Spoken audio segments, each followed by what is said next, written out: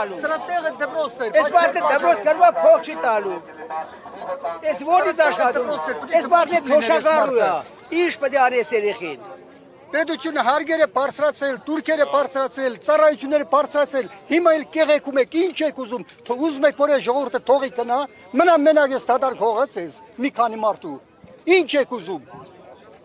Կարծում եմ պարոն Ծառուկյանին իր ունեցվածքը բավական է։ Շատ հարգարժան մարդ, շատ լավ մարդ, բայց չի մնացել այդ մի քանի կոպեկին։ Թողեք այս մարդիկ այստեղ ապրեն։ Ձեզանից ոչինչ չենք ուզում, մեր հողուչերի վրա ապրենք։ Մենք 50-60 հազար զոհ ունենք, ներողություն 1000։ 50-60 զոհ մենակ այս գյուղից կա։ Թողեք ապրեն դրանց ծնողները, թողեք հարազատները ապրեն։ Քասախցի Ղազարին ճանաչում եք։ Ճանաչում եմ։ Ով է նա, ասում են ինքն է, այսպես ասած, ստոպ տալիս քասախցիներին։ Ինքն հանում։ Ղազարը պրիչում։ Ղազարին չացու է։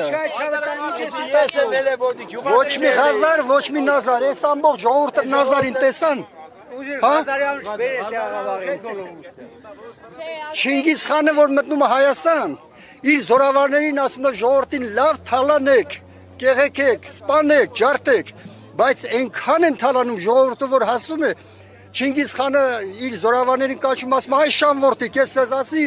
սրանց խուզեք, բայց դուք թրաշում եք, հիմա մեզ թրաշում են, կրկնակի ու եռագի անգամ,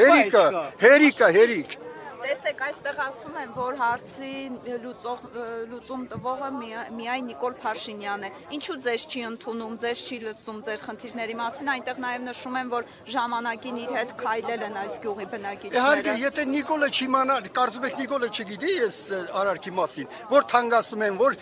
ճանապարհը փակվում է այդ պատճառով, որ ավտոբուսները հանում են, նորից դարձում են նախնական, այն ստրգատիրական ժամանակի գազելներին։ Գազելի մեջ մեկը մյուսի կներեք, իրար հեծած էին կնում, հերիք է, մեկս մյուսի բերնի մեջն էին շնչում, տգեղ հավդով։ Ճիշտ ասում։ Թողեք ապրեն, էլ ես մարդիկ, թողենք գնան, Հայաստանից գնանք, դա ծեր ուզածը, ինչ եք ուզում։ Հերիք է, հողը ջուրը պաշտպանողը, Ռամիգն է եղել, նախնական դարերից մինչև հիմա։ Ոչ մի հարուսի տղա չի զովել, ոչ մի պաշտոնյայի տղա չի զովել, չի էլ մասնակցել կռվի, սրանք է կռվել, սրանք է թողեք ապրեն, էլի, ինչ եք ուզում։